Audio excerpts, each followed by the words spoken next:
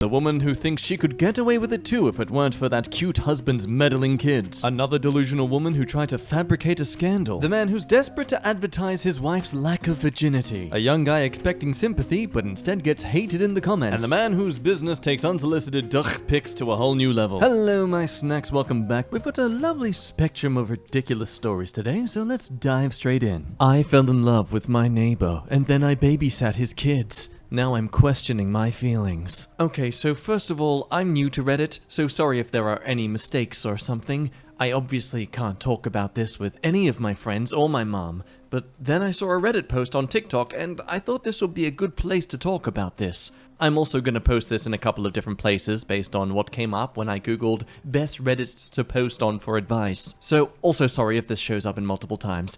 Finally, I know you are all gonna judge me, but at least try to understand my side. Thanks. So I'm a 34-year-old woman, and 7 months ago I had a messy breakup with my long-term boyfriend, so I moved in with my best friend and her husband in a house where we are all renting together. It was then that I met my neighbor, who I will call Kay. He helped us move our stuff into the house, and I was instantly smitten.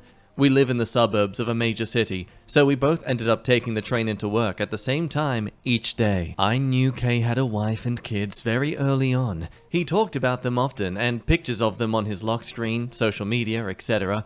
However, initially, it started out as very innocent, silly crush. He is handsome and funny and sweet. The first time we rode the train, he asked me about my job and seemed genuinely interested in what I was saying, which is something my ex never did, and is something we fought over a lot. He is always doing something for his kids, like bringing home treats and stuff for them, and staying on the phone with his older daughter the entire ride to work because she needed a pep talk before a school presentation. It was just so easy to imagine how lovely and attentive Kay would be with me, because he is like that with everyone else. Okay, who else? His kids? This story is already a great example as to why standards are necessary. Simply being friendly and social apparently means they're infatuated with you, and you are valid to have feelings for them. Hi, OP. How was your day? It was good. That's good. Marry me! Jesus! Kay has never said or done anything to imply that he has feelings for me yet, but we are genuinely friends by now because we talk on the train, which is about a 20-minute ride, almost every weekday. I have never had trouble getting the attention of men, and with this basis we have already, I know that we could easily become something more. I also learned shortly after I developed feelings for him that his wife is someone I went to school with, and I was surprised because they are polar opposites. He is funny, she is dry. He is exciting, she is cautious. He is a little dumb, she is very smart intellectually. Looks-wise, this feels mean, but yikes. I just don't think that their personalities fit very well together at all. And I can easily see Kay getting stuck in a relationship because he's just so nice. Amazing. It's like an incel, but with boobies. The issue is that yesterday evening, Kay knocked on my door and asked if I could watch his kids for a bit. This was of course no trouble, and I said yes right away. He told me that his wife had gotten into a car accident while away on a business trip, and because she is pregnant, he was super worried and had booked the next flight out to go see her. They don't have any family in the state currently, so he asked me to keep an eye on them for a few hours while a family friend drove several hours to watch them at night. Now is where the issue came in. These kids were an absolute nightmare. There were 3 girls, and the oldest was your typical bratty preteen times 1,000. She was rude and didn't respect my authority at all, arguing with me about everything from dinner to who had to clean up to what movies she was allowed to watch. I even called her a female dog under her breath a couple of times. The middle was rowdy and constantly wanted to play loud, messy games even when I told her no. The youngest was mostly sweet and quiet on her own, but she joined in with whatever drama the middle wanted to create. It culminated in me agreeing to play hide and seek with the younger two and ended up getting locked out of the house. Oh, that's beautiful.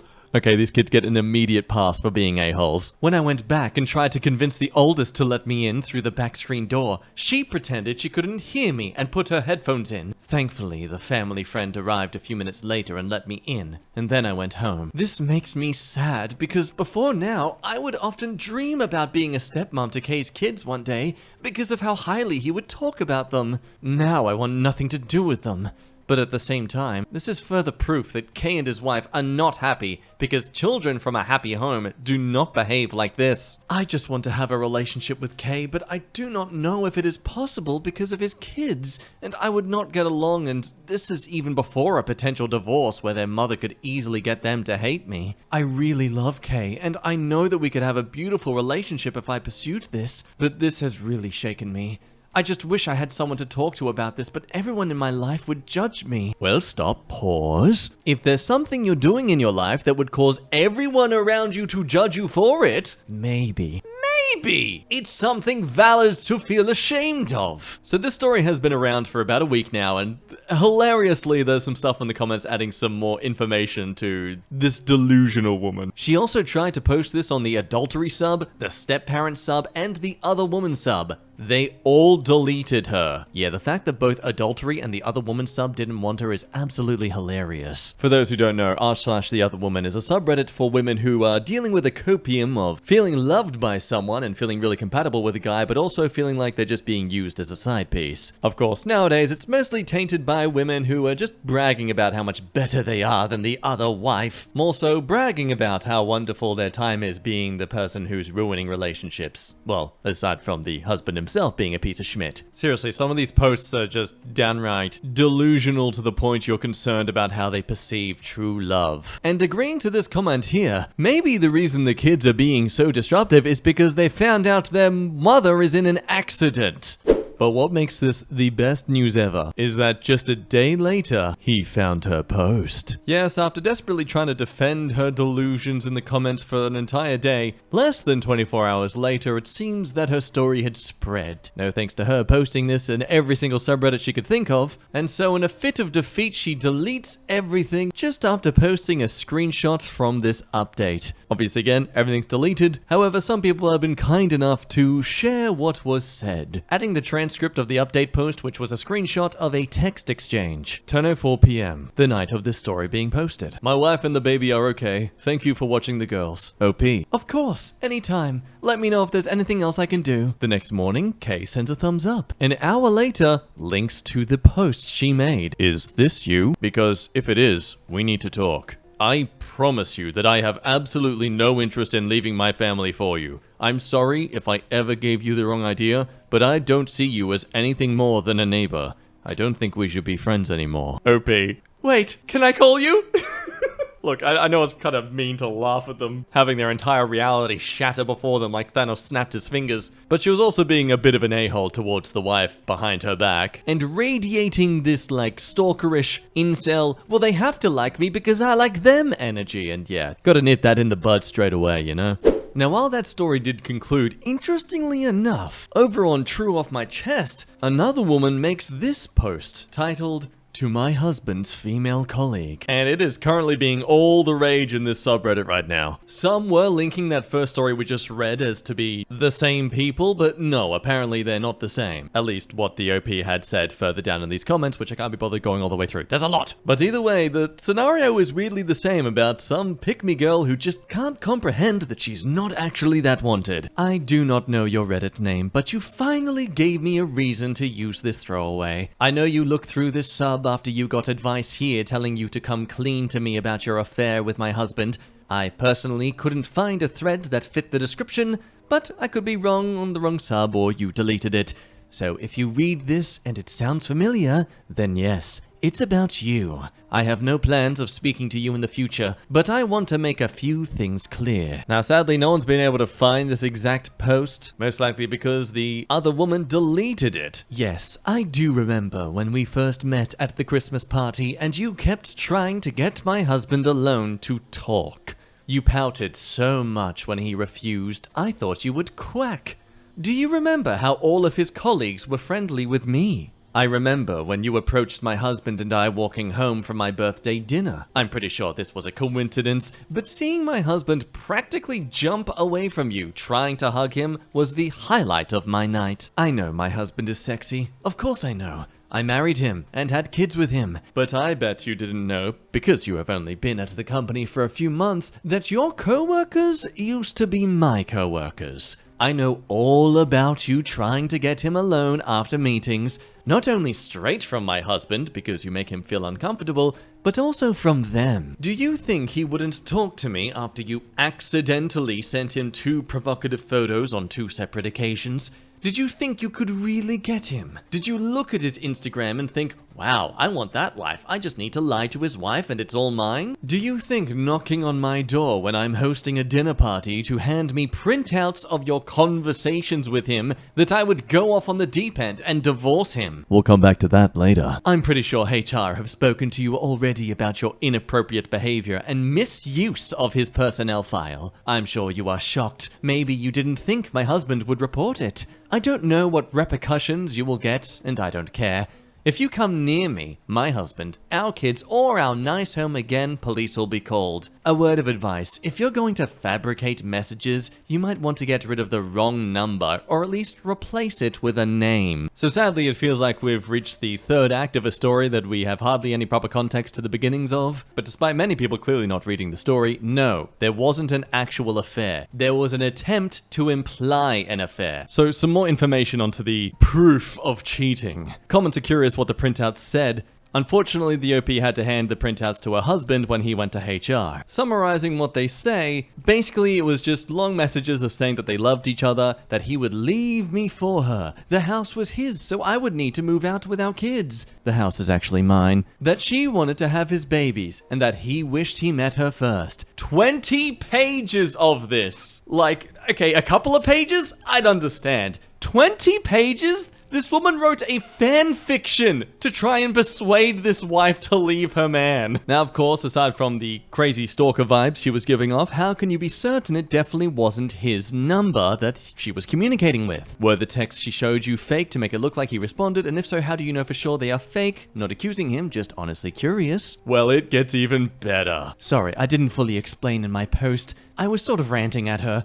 She was actually texting with her friend, the text she was supposedly exchanging with my husband. She removed the name, so just the number appeared on top of the text printouts. I called the number a few days later when I was with my husband, and a woman picked up. She sounds like an idiot too. And I mean, I don't blame you for thinking this is just ridiculous, but let's remember a recent story we read together where a husband found out of his wife's past, where they purposely ruined a relationship by persuading a woman that she was actually lesbian, just so she'd divorce a man that had rejected one of them in the past because he was happily married instead. Like, I wouldn't put it past someone who's crazy enough to try and do this sort of ridiculous fabrication just to get what they wanted. And just so it's on screen for you as well, there is proof that yes, this is not the same as the first story we read today. While some of the crazy pick-me-ness is very similar, OP is very certain it's not her. So yes, that's really where it all ends. If someone eventually links the original story from the other woman, then I'll definitely go back to this story to read it all for us. But until then, let's move on.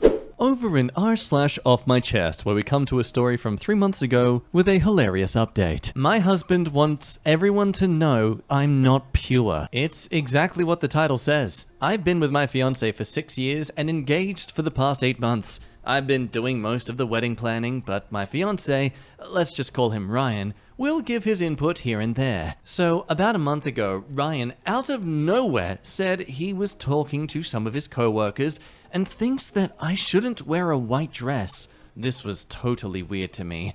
Ryan is a very artistic guy, so I figured this was more about how the photos would turn out or something along those lines.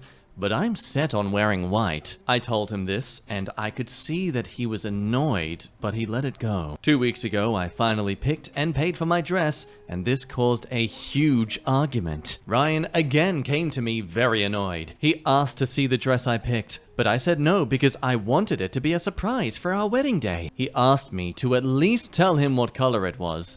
And when I said white, he threw a fit. I honestly do not see why this was a big deal. Almost everyone wears white on their wedding day. When I asked him what color he thought I'd be wearing, he told me I should wear red. Again, this was super weird to me. I asked him why I would wear red to our wedding, and he told me that brides only wear white when they are pure. For some background, Ryan and I started dating when I was 21 and he just turned 20. He was a virgin when we met, and I only had one other person who was my ex-boyfriend of 4 years throughout high school. This caused a lot of problems the first year of our relationship, and we almost did not continue dating because of how insecure he felt. After that first year, it was never a problem again until now, I guess. He went to his mom about all of this, thinking she would convince me, but she's on my side. So 2 nights ago, Ryan, his mom, and I stood in our living room and argued about my intimate life being shown in a dress. His mom stated that he is no longer a virgin either, so maybe he should wear a red too, and he bursted out crying. Oh, my man! Ryan is still stating that me wearing white would be deceiving all of the guests, and that it is different for guys. This all has honestly made me question even marrying this man. I don't know if it's just because everything is so fresh,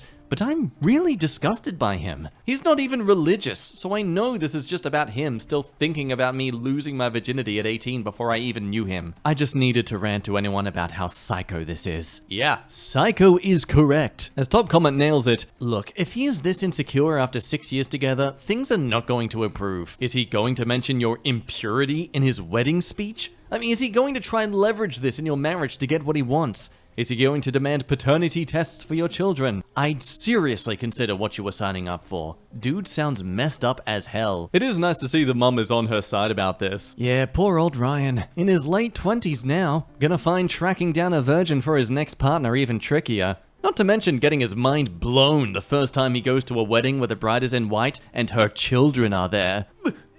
But she's wearing white! Also, absolutely this. It's entirely possible he's gonna become one of those creeps who goes for 18-year-olds though. He kinda seems like the type.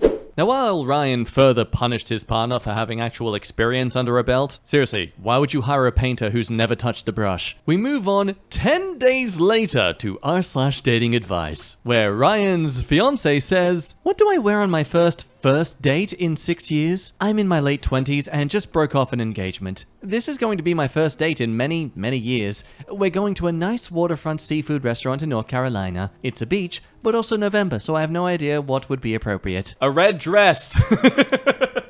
Moving over to relationship advice, with a story that the OP deleted less than 24 hours later, for reasons you're about to make sense of. My ex, 21 female, messaged me, 22 male, on Valentine's Day telling me to burn in hell. Me and my ex were together for 2 years. It was a very good relationship. I treated her wonderfully. We both wanted to marry each other. She changed me and my life. I had some personal and mental health issues I admitted to nobody but her. I went to therapy. We eventually broke up, but she was so supportive. I thanked her for pushing me and staying by my side. Then suddenly one day, she blocks me on everything.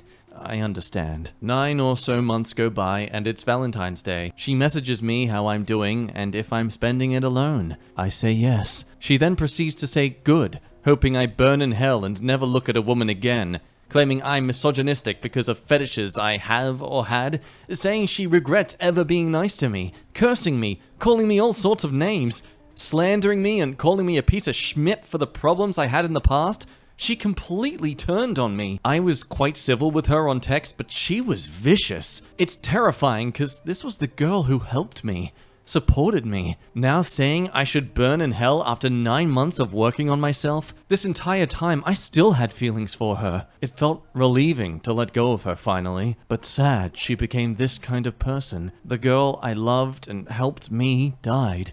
I feel like it may be due to influence of her friends. I lay awake now thinking of the views or thoughts she has about me. Burn in hell with a smiley face. I'm scared to trust again. A story of someone expressing genuine betrayal and words to hear from someone you loved. Yeah, that can absolutely hurt and is definitely going to affect his ability to trust people again. But if you're a bit suspicious as to why the story was rather vague in regards to what their relationship was, well, this is why. Linking to a comment of his, he wants to hold a gun or knife to a woman while he sleeps with them, and tells anyone that says it's dangerous that they shouldn't be on r/sex if they think that kink is too much for them. Now, to give him the benefit of the doubt, he does say in other comments that he doesn't own a gun, he does have a knife for work purposes, he's not reckless, he's just curious about that sort of thing, the intensity of it. He wouldn't have an actual loaded gun, he's more talking about props in general. Like, okay, good, but you're still not wording it very well. From what other people have read in his bunch of comments, he allegedly never forced her to do anything, which, okay, we'll hold you to it. And despite trying to defend himself by saying he's told her things that really freaked her out, which is probably why she's speaking to him like this, because she's finally realized what those sort of things were, he still won't really define them properly, which makes it even more suspicious that he's kinda messed in the head. It can also be a case as to this comment says, if he can't in written form handle explaining a dacrophilia kink without sounding creepy, imagine how he sounded when actually raising it to her. Like, no wonder she's terrified of him and thinks he's a disgusting misogynistic creep. He probably explained less about wanting intense intimacy and more about the fun of having a gun at someone's head. And that's kind of the sad thing here, because like this comment highlights, this still reads as just a genuine young adult curious about their fantasies. Only problem is, they don't realize how dangerous and bad their fantasies are. And instead of listening to people telling them to go get help, they're just telling them that, oh, those people are just snowflakes. And then when his love of his life comes back to him 9 months later to tell him how disgusting and unworthy of love he is, yeah, you can see how this is going to just be a snowball effect. But after so many people exposing his comments and making assumptions about him, he decides to finally comment the truth. Alright, I'ma just drop it in here. This is the truth. I never subjected her or anyone else to any of my kinks. I took some pictures of some girls' butts at the mall. Yes. She asked me, not any of my friends, right? I dug through my brain and remembered one of her old friends early in high school. I told her this. This is why she hates me. I didn't force her to do any sort of weird stuff. She called me misogynistic because I told her I had a crying kink. Her friends said that I might assault someone, but that's just not me. I have gone to therapy and I do feel terrible. She was a wonderful girl and I betrayed her. I'm trying to be better. So there you go, people. It's not assault that he's done in the past, it's just sexual harassment. That's okay. As people say, it's great that you've gone to therapy so far, but you're clearly not done with it. You still need to go, my man. So overall, another classic story where the OPs tried to come across as a bit of a victim, but really, they've kind of just gotten what they deserved. Now over to what is my favorite screw-up I've ever read this month. I see your unsolicited Duck Pics and raise you. My wife and I are sculptors and 3D artists. We work predominantly in clay, but also with other mediums like plaster and 3D print. We are also very active on the adult entertainment scene and offer a cast your PP service, which is surprisingly popular. Last month, she and I cast 12 tumescent dongs of varying proportions for a stag party. This is more popular than you might assume, but it's the first time that we have worked with so many customers at once. It was exhausting dealing with such a large, drunken, ribald group, each trying to maintain wood. And somehow, one of us made a mistake. The duck casts were filled with colorful swirly silicone and allowed to set over the next few days. Without breaking open the casts, they were delivered to the maid of honor who was organizing the hen party. At the hen party, each hen broke open a random plastic cast like a sexy piñata for a game of Match the Dong. This sounds like fun, yeah? Well, 11 of the 12 casts contained a swirly rubber ding-dong, but one of the 12 contained a set of intertwined mother, father, and baby hands. So... what does that mean? A pair of doting parents had been sent a fluorescent fricking tumescent prick to display on their mantelpiece. We think that one of the partygoers likely swapped something for a laugh. Fortunately, the family saw the funny side. TLDR, stag party Koch model sent to new parents. Wow, weirdest gender reveal party ever. Oh, it's a big boy! Straight onto another one because, hey, got time? Today I screwed up by giving the whole office Valentine's Day candy and having someone read too much into it. So, it's Valentine's Day. I am a grown, happily married man with a wife and kids. And my kids put together Valentine's Day candy and cards for their school. I figure that it might not be a bad idea for me to hand out Valentine's Day candy at work. I go to the store, and I get my tried and true favorite, about 30 packages of those sweetheart boxes of chalk-flavored Valentine's Day candy, and label one for each of my co-workers in the office. I swing by each desk, Happy Valentine's Day, and hand them out. Guy, girl, young, old, doesn't matter. I thought it was clear I was giving them to everyone. A few of the older ladies in the office thanked me and said they hadn't gotten Valentine's Day candy in years since their husband died, etc. Oh god, that's morbid. Well, a few hours later, one of the women about my age I handed candy to stopped me in the hallway to tell me that she was glad I got her candy and let her know how I felt, because she has always had a huge crush on me but never had the courage to say anything. I had to gently let her down and let her know that I got candy for everyone, and that I was happily married and with a family. She immediately left the office and didn't come back until the next day. We joked about it and are okay now, but that was painfully awkward. Look on the bright side, mate. At least you didn't accidentally give her a 3D casting of your penis. Well, I'm going to give candy to every single person I work with and see if this happens to me. Meanwhile, at the next office team meeting. Now, some of you have been wondering why HR has scheduled a sexual harassment training session with our department for tomorrow. Yeah, step 1, be attractive. You hate to hear it, but it's true. Step 2, cut a hole in the box? No. Yeah, I have a friend who used to do little things for people in the office. Think holding the door open, wishing happy birthday, bringing a card for someone whose spouse passed away, etc. One day, a lady he worked with reported him to HR for it. HR said he couldn't say anything like that to her anymore. So he didn't. He still did nice things for everyone else, but not for her. Guess who complained? Anyway, we'll end things there. Thank you, as always, for watching today's videos. And thank you to the people who post their crazy stories, whether they are seeking pity, help, or assurance that they're definitely not crazy, in which case they sometimes usually are. Either way, you be good, love your faces. Please don't start a 20-page fanfiction about me now because I said that, and I'll see you next time. Bye-bye.